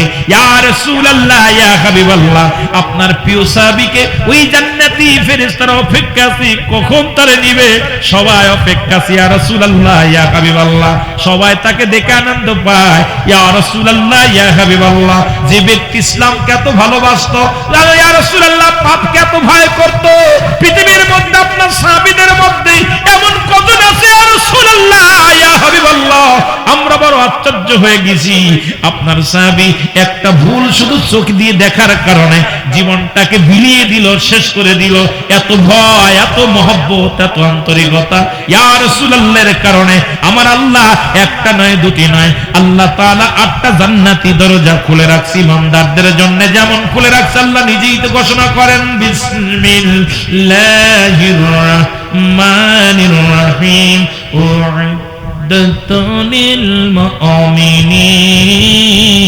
আল্লাহ কয় মুমিনদের দমদম মুত্তাকিনদের জন্য একটা নাই, দুটি নয়, 8টা জান্নাত প্রস্তুতি করে রাখছে। ইয়া রাসূলুল্লাহ ইয়া হাবিবাল্লাহ, আপনার প্রিয় সাহাবীর জন্য আসমানের ফেরেশতারা খুশি, জমিনের ফেরেশতারা খুশি, জান্নাতি ফেরেশতারা খুশি, হুরগেলেমান সবাই খুশি। ইয়া রাসূলুল্লাহ ইয়া হাবিবাল্লাহ, তাকে স্বাগতম জানাইয়া জান্নাতে নেওয়ার জন্য অপেক্ষা আছে। জোরে জোরে বলেন মারহাবা। চিন্তা করছেন? আর আমি মৌলবী পরের বুদ্ধিকে খালি আড়ে আড়ে তাকাই। মেয়ে মানুষ দেখলে আর মাথায় কাজ করে। মরণের ভয় আছে, মরণের ভয় আছে, মরণের ভয় যার মধ্যে আছে সে কখনো অন্যায় করা সম্ভব না। কিন্তু বড় কষ্ট হলো, যেমন একটা বাংলাদেশে বাস করি, এখানে নারীরা চায় সমান অধিকার। আরে মারে, তোরা সমান অধিকার চাস, তোদের যে কত বড় অধিকার। তোরা যে জানতি পৃথিবীর মধ্যে দোয়েল পাখি যদি জানতো আমি জাতীয় পাখি, জীবনে সে ময়লার পরে বসতো না। যদি বলেন ঠিক কিনা? ও যদি জানতো যে আমি জাতীয় পাখি, আমার দাম অনেক, ও জীবনেও কোনোদিন ময়লার পরে বসতো না। ও বয়া বয়া কোথায় খাবার নিয়ে, কথা বুঝলেন? আমার মারা, তোমরা জানো না, তোমরা নবীদের মা, তোমরা আলেমদের মা, তোমরা সাহাবীদের মা, তোমরা হাফেজি কোরআনের মা, তোমরা মাওলানার মা, তোমরা মুফতি সাহেবের মা, তোমাদের অনেক দাম, অনেক দাম। তোমরা কেন এই উলঙ্গ অবস্থায় চলবা? তোমরা কেন বেপরদায় চলবা? তোমরা কেন ইসলামের বিধান লঙ্ঘন করে চলবা?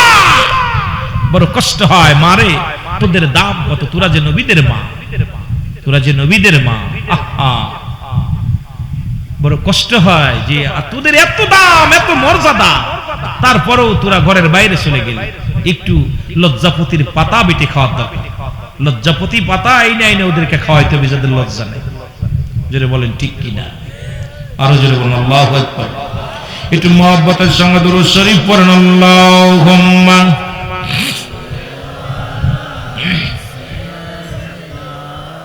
হাই হাই ওয়ালা আলি সাইয়্যিদিনা, ওরে সালাতু সালাম জানাই, সালাতু সালাম জানাই আপনার পরে, ও নবী গো আমরা গুনাহগার। বলেন আমরা গুনাহগার গো নবী, আমরা গুনাহগার। বলো আমরা গুনাহ,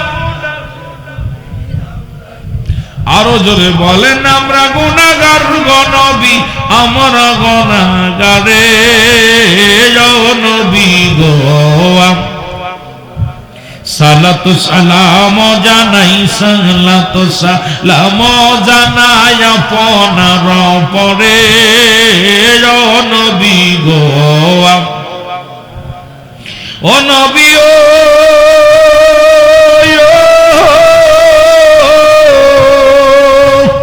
এই হুলাইলের আশিক গনে আপনার প্রেমে কাঁদে। ও নবী ও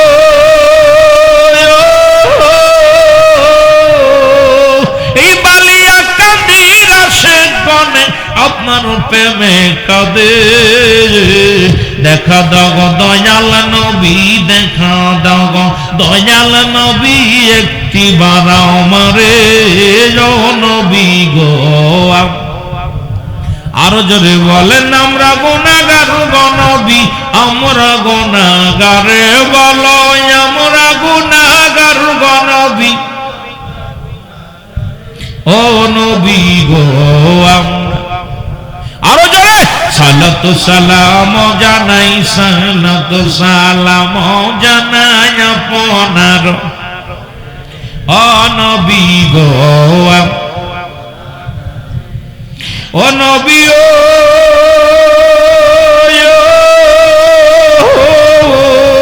আপনি তো আল্লাহর প্রিয় এই না জগতে আপনি তো আল্লাহর প্রিয় এই না জগতে দু জাহানের বাদশা করেন দু জাহানের বাদশা করেন পাঠাইল আপনারে ও নবী গো আমরা আরো জোরে বলেন আমরা গুনাহগার গো নবী আমরা গুনাহগার বলো আমরা গুনাহ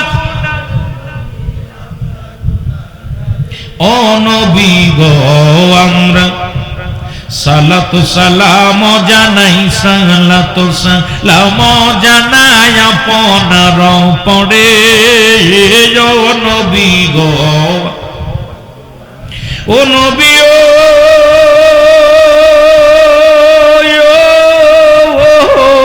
সব নবীদের নবী আপনি রহমতের বিনালা ও নবী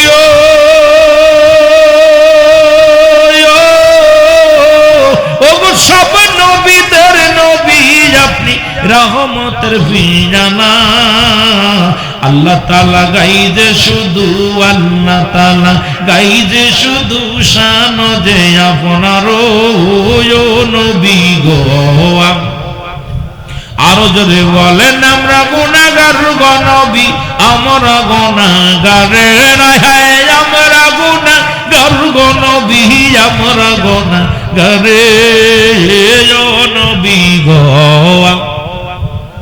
সালাতু সালাম জানাই সালাতু সালাম জানাই আপনার ও নবী গো এ দুনিয়ার মুসলমান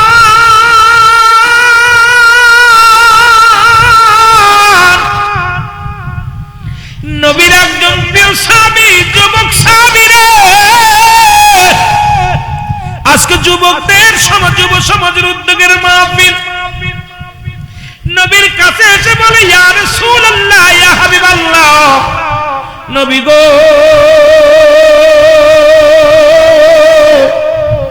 আমারে আপনি তওবা করে দেন আমার আল্লাহ যেন আমারে মাফ করে দেয় যুবক ভাইরা রে আজকে মাহফিল দিছি একটু শুনে নাও ও যুবক ভাইরা শুন নবী বলেন ও আমার সাহাবী তুমি তওবা করো আল্লাহ মাফ করে দিবে যুবক সাহাবী বলে নবী গো ও মায়ার নবী আমি ক্ষমা চাইব কেমনে আমার আল্লাহ আমারে মাফ করবে না আমার আল্লাহ আমারে মাফ করবে না নবী কয় সাহাবী তুমি এমন কি অন্যায় করেছো মাফ চাও মাফ চাও সাহাবী বলে নবী গো আমার মন বলে আমার গুনাহ আমার আল্লাহ মাফ করবে না আমি এত বড় অপরাধী আমি এত বড় গুনাহগার আমার মতো পাপী আর দুনিয়ার মধ্যে আর কেউ নাই আমারে কি আমার আল্লাহ মাফ করবে নবী বলেন সাহাবী রে ক্ষমা চাও মাফ চাও আমার আল্লাহ মাফ করে দিবে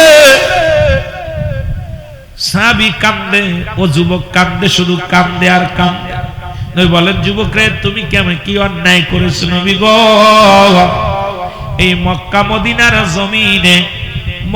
মদিনার জমিনে কাপনের কাপড় চুরি হতো নবী গো কবর থেকে মানুষের লাশের কাপনের কাপড় চুরি হতো নবী গো নবী কয় হ্যাঁ ও সাহাবী ও যুবক কি বলতে চাও বলো হুজুর ওই কবর থেকে কাপনের কাপড় চুরি হতো ওই কাপনের কাপড়গুলো আমি চুরি করেছি ইয়া রাসূলুল্লাহ ইয়া হাবিবাল্লাহ নবী ডাকতে বলে যুবক রে দুনিয়ার মধ্যে আর কোনো কাজ পাও নাই তুমি শুধু ওই মরা মানুষের শেষ টুকরা শেষ সম্বল হলো কাপনের কাপড় এটা তুমি চুরি করেছো তুমি কি একবার মুসলমান শুনে নাও তোমার কি একবার চিন্তা হয় না কেন তুমি কাপড়ের কাপড় চুরি করলে দুনিয়ার মধ্যে কি আর কোনো কাজ পাও না যুবক বলে ইয়া রাসূলুল্লাহ আল্লাহ কি আমারে maaf করবে আমার আল্লাহ কি আমারে maaf করবে নবী বললেন, যুবক রে, তবে তুমি আল্লাহর কাছে তওবা করো, মাফ চাও, আমার আল্লাহ তোমারে মাফ করে দিবে। যুবক বলে, নবী গো, আমার মন বলে আমার গুনাহ আমার আল্লাহ মাফ করবে না।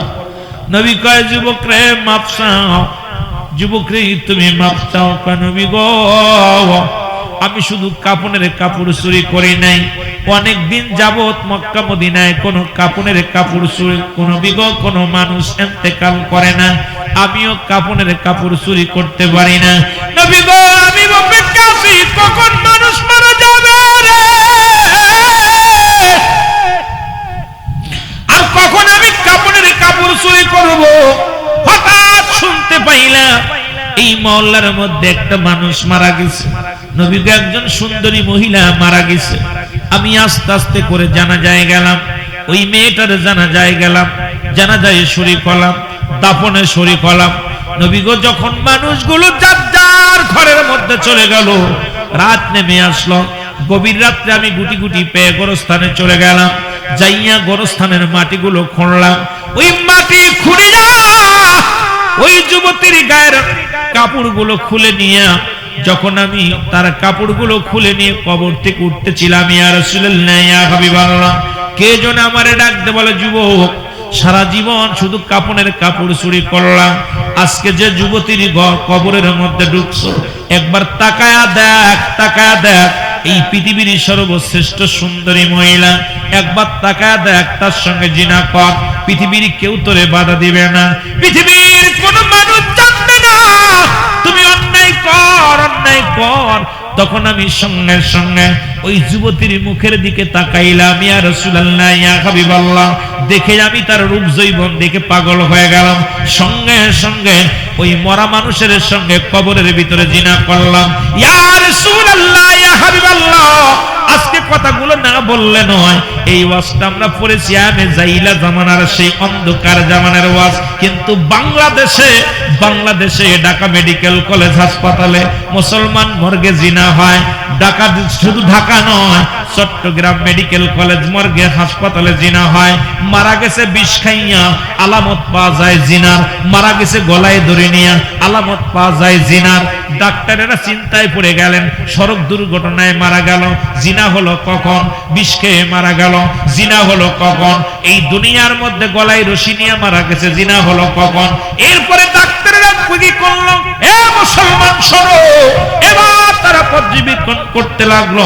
সিসি ক্যামেরা লাগানো হলো, লাগানোর পর ডোমরে যখন ধরলো, ঢাকা মেডিকেল কলেজের ডোমরে যখন ধরলো, উনি একজন নয়, দুজন নয়, উনি স্বীকার করলেন আজ পর্যন্ত শত শত নারী যারা বিষ খেয়ে মারা যায়, গলায় ধরে নিয়ে মারা যায়, এই সুন্দরী মেয়েগুলো যখন লাশ কাটা ঘরে আনে, তাদের সঙ্গে আগে আমরা জিনা ব্যভিচার করে নি। আরে আমি জাহিলা জামানায় কবরে জিনা হয়েছে, আর বাংলাদেশে ঢাকা মেডিকেল কলেজে জিনা হয়, চট্টগ্রাম মেডিকেল কলেজ মর্গে জিনা হয়। তাহলে কোন দেশে বাস করে রে মুসলমান?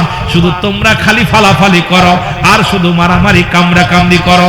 ওরে যুবক বাবারা, যেখানে মরা মানুষের সঙ্গে জিনা হয়, যে দেশের মধ্যে মরা মানুষের সঙ্গে জিনা হয়, সেই দেশের মানুষগুলো যে আল্লাহ বাঁচায় রাখছে, আল্লাহর দরবারে শুকরিয়া আদায় করে শেষ করতে পারি না।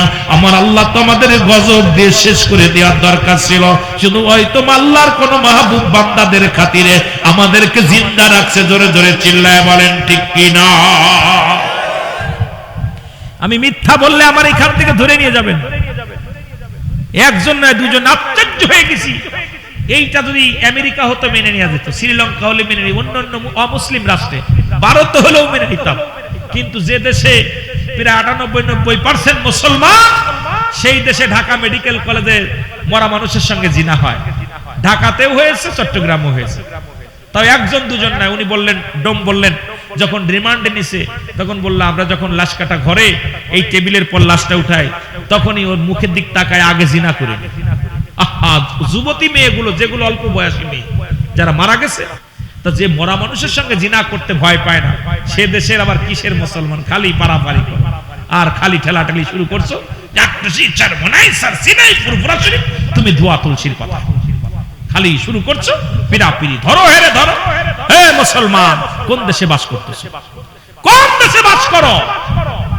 যে দেশে আপনাদের ভাগ্য ভালো, জয়তো আল্লাহর মাহবুব বান্দা এই দেশের মধ্যে আছে বিলেই আমরা জিন্দা আছি, জোরে বলেন ঠিক কিনা।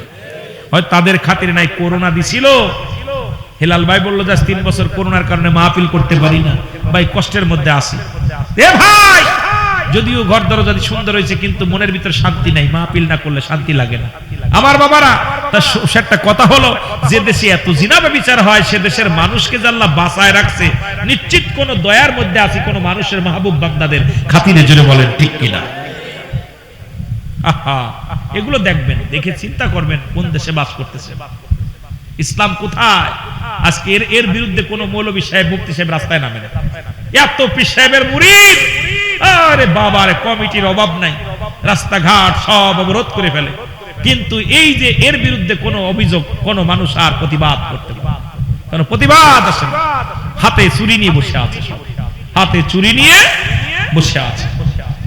কদিন আগে একটা কথা বলেছিলাম, যখন আমাদের যে চিত্র জগতের জায়েদ খান, নাম কি, এ যুবকরা কি নাম, উনি দেখছেন একটা বাংলাদেশের মৌলবীরা, আলেমরা, মৌলবীর ইমামরা হলো জিনাকারী, বলৎকার, একটা ইমাম প্রতিবাদ করেন। আমি আশ্চর্য হয়ে গেলাম, যাই হাতে চুরি নিয়ে মহিলা হয়ে যায়। বাংলাদেশের যতগুলো মসজিদ আছে প্রতিটি ইমাম যদি রাস্তায় নামে, তুই তো নিজেই নগণ্য, জায়েদ খানকে ভালো মানুষ, যে চিত্র জগতে প্রোগ্রাম করে, সে কি চরিত্র ভালো তার? এই কথা কয় না কেন? বেগানা মহিলা নিয়ে হাত ধরে নাচানাচি করে, কথা কয় না কেন? ওর বউ নাকি এগুলো? এই যেগুলো মহিলাদের লোকে হাত ধরে ধরে টানাটানি করে, এগুলোর বউ, পরের মেয়ের হাত ধরে টানাটানি করে, তার মধ্যে বলে শালার ইমামরা জিনাকারী।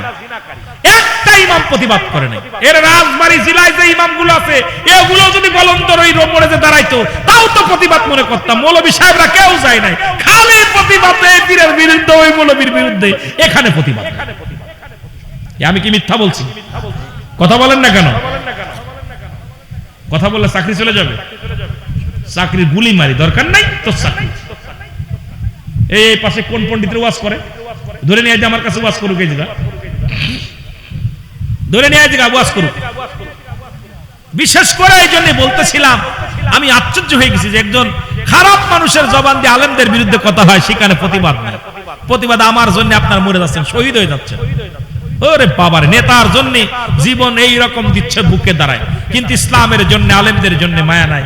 এদেশে ইসলাম, আল্লাহ এই জন্য মায়া আছে আল্লাহর ওলিদের, যারা এই পৃথিবীর মধ্যে ইসলামের বাণী প্রচার করেছে, জোরে বলেন ঠিক কিনা, আরো জোরে বলেন ঠিক কিনা। আল্লাহ নবী ডাকতে বলে যুবক, তারপরে কি হলো বলে, ইয়া রাসূলুল্লাহ, ইয়া হাবিবাল্লাহ, আমি কবরের মধ্যে জিনা করে লাফতে উঠলাম, মনে আসেনি? লাফতে উঠলাম, কে যেন কবরের ভিতরে থেকে বলছে, যুবক তুমি আমার সাথে অপরাধ করলাম নাই করলা, আজকে আমি তোমারে বাধা দিতে পারলাম না, আমি আল্লাহর আদালতে মামলা দিলাম, তোমাকে একদিন মরা লাগবে, কবরে আসা লাগবে, আমার আল্লাহ যেন কোনদিন তোমারে মাফ না করে। জোরে জোরে চিল্লায় বলো আল্লাহু আকবার। ইয়া রাসূলুল্লাহ, এরপর আমি বাড়ি গেছি, গোসল করছি, খাওয়া দাওয়া করছি, কিন্তু রাত্রে ঘুমাইতে পারি না। কে যেন বারবার বলে, যুবক তোমাকে মরা লাগবে, আমি আল্লাহর আদালতে মামলা দিলাম, আল্লাহ যেন মাফ করেন। ইয়া রাসূলুল্লাহ, আমার কি আল্লাহ মাফ করবে? আমারে মাফ করবে? আমার তওবা করেন নবী গো, আমার জন্য আল্লাহ মাফ করে দেন। আল্লাহ নবী বলেন, যুবক দূর হয়ে যা, আমার কদম থেকে দূর হয়ে যা। যুবক কাঁদতে কাঁদতে বাইর হয়ে গেলেন। একদিন নয়, দুদিন নয়, 40টা দিন অজারে নয়নে কান্দে, অজারে নয়নে কাঁদতে কাঁদতে চোখের পানি পড়ে কঙ্কাল হয়ে গেলেন। খানা খায় না, পানি খায় না, শুধু জমিনের মধ্যে ধুলা বালির মধ্যে গোড়ায় আর কান্দার বলে, আল্লাহ আমাকে মাফ করে দাও, আল্লাহ মানে মাফ করে দাও। এই চোখের পানিগুলো পুড়ে পুড়ে গা হয়ে গেলেন। এ মুসলমান শুনে নাও, এই কান্না দেখা পর আমার আল্লাহ পাক দয়া করে তারে মাফ করে দিলেন। ইলহাম পাইলেন, যুবকরা যাও নবীর কদমের মধ্যে যাও, খাস তওবা করো, আল্লাহ তোমারে মাফ করে দিয়েছে। যুবক দৌড়ে আসলেন নবীর কদমের মধ্যে। মুসলমান শুনে নবী বললেন, যুবক তুমি আবার কেন আসছো? বলে, নবী গো, আপনার কদম থেকে যদি বিতাড়িত হয়ে যায়, কারণ আপনাকে আল্লাহ দিয়েছে, মা আরসালনাকা ইল্লা রাহমাতাল লিল আলামিন।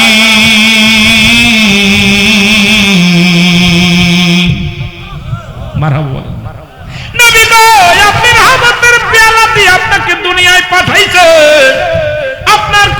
থেকে যদি দূর হয়ে যায় নবী গো কোথায় জায়গা পাবো? কোথাও জায়গা পাবো না নবী গো। নবী গো আপনার কদম থেকে আমারে বিতাড়িত করবেন না। আমার আল্লাহ পাক আমার হাবিব ইলহামের মাধ্যমে আমার নবীর ওহীর মাধ্যমে জানায়া দিলেন, আমার নবী কয় তওবা কর যুবক, তওবা কর। যুবক ৪০ দিন কেঁদে কেঁদে মাপ চাইল, তারপরে আল্লাহর দরবারে মাপ পাইল, ক্ষমা পাইল। এত জিনা করো, এত ব্যভিচার করো, ক্ষমা চাও, কোন দিন যেন কবরের ডাক এসে যায়। এই জন্য বেশি বেশি করে তওবা করবা। সকাল সন্ধ্যা কানবা, চোখের পানি ছেড়ে কানবা, হাসপাকো হাসপাকো, খালি কাঁদবা, চোখের পানি ফেলবা।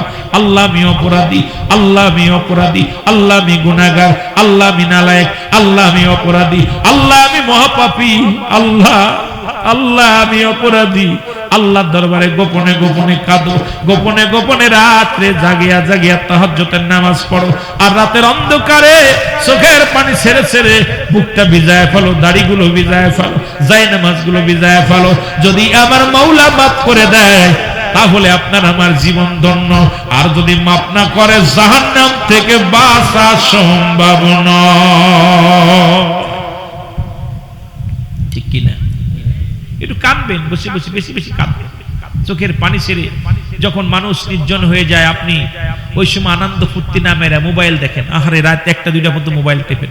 এগুলো বন্ধ করে দিয়ে একটু রাতের যায় নামাজে 2 রাকাত নামাজ পড়ে গভীর রাত্রে চোখের পানি ছেড়ে কাঁদবেন। আল্লাহ গো, না জানি আজকে রাত আমার শেষ হয়ে যাবে, না জানি ফজর পর্যন্ত বাঁচবো, আমাকে এখন আজরাইল ডাক দিতে পারে, আল্লাহ তুমি আমাকে ক্ষমা করে দাও। একটু আল্লাহর দরবারে কাঁদবেন, রোনাজারি করবেন। চোখের পানি আল্লাহর কাছে প্রিয়। চোখের পানি যে চোখ দিয়া মাছের চোখের মতো পানি বাইরে পায়, কবরের ভয়ে, জাহান্নামের ভয়ে এই চোখ দুটি আল্লাহ জাহান্নামের আগুন থেকে বাঁচায় দেয়। এই জন্য বেশি বেশি কাঁদবেন। চোখ দুটা দিছে আল্লাহ কান্দার জন্য, অন্তত থেকে কাঁদবেন বসে বসে। রাত্রে কেউ দরকার নাই, রাত্রে মসজিদে চলে যাবেন। রাত্রে বিবি শুয়ে আছে, আপনি ওযুটা করে মসজিদে টুক করে উঠিয়া যায় নামাজটা বিছায় আল্লাহর দরবারে সিজদায় করে কাঁদেন, আল্লাহ আমি অপরাধী, আল্লাহ গো আমি অপরাধী। এই দুনিয়া তো কদিন থাকবো আমরা?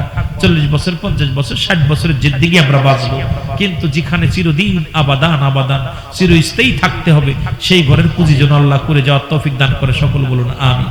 আরো জোরে বলেন আমিন। আমার বাবারা, কত যুবক, কত টাকাওয়ালা, বাড়িওয়ালা এই দুনিয়া থেকে চলে গেছে, কেউ নাই, কেউ নাই। কত এই হোলাইলের জমিনে যারা প্রভাবশালী ছিল, প্রতাপশালী ছিল, তারা চলে গেছে অনেকে। তারা তাদের কবরের উপর দিয়ে কুত্তা শেলে পায়খানা করে, অনেকের কবর উপর দিয়ে গরু ছাগলে ঘাস খায়, অনেকের কবরের অস্তিত্ব নাই, অনেকের কবর উপরে বাথরুম ল্যাট্রিন ট্যাটিন হয়েছে, অনেকের কবর উপরে ঘর দরজা হয়েছে, অনেকের কবর নদীতে ভেঙে গেছে, অনেকের কবর রাস্তায় নিয়ে গেছে। কিন্তু তারাও তো এরকম আমাদের মতো মস্তান ছিল, তাদেরও গায়ে জোর ছিল, তারাও ক্ষমতার বল দেখাইছে, তারাও গায়ের জোর দেখাইছে, টাকার বাহাদুরি করছে, কি তারা আজকে নাই, সবাই চলে গেছে। এই জন্য আপনাকে আমাকে চলে যেতে হবে। এই জন্য ওই ব্যক্তি সর্বোচ্চ উত্তম, যে ব্যক্তি সদা সর্বদাই কবরের ভয়ে, জাহান্নামের ভয়ে, যার চোখ দিয়ে পানি অনবরত আসে, যার অন্তর কাঁদে, ওই ব্যক্তি সর্বোচ্চ উত্তম দুনিয়ার মধ্যে। যে আপনারা বেশি বেশি করে কাঁদবেন, আল্লাহ যেন সবাইকে বোঝার তৌফিক দান করে। সকল বলুন আমিন। আপনার নবীজিকে একটু সালাম জানায়া, নবী সালাম।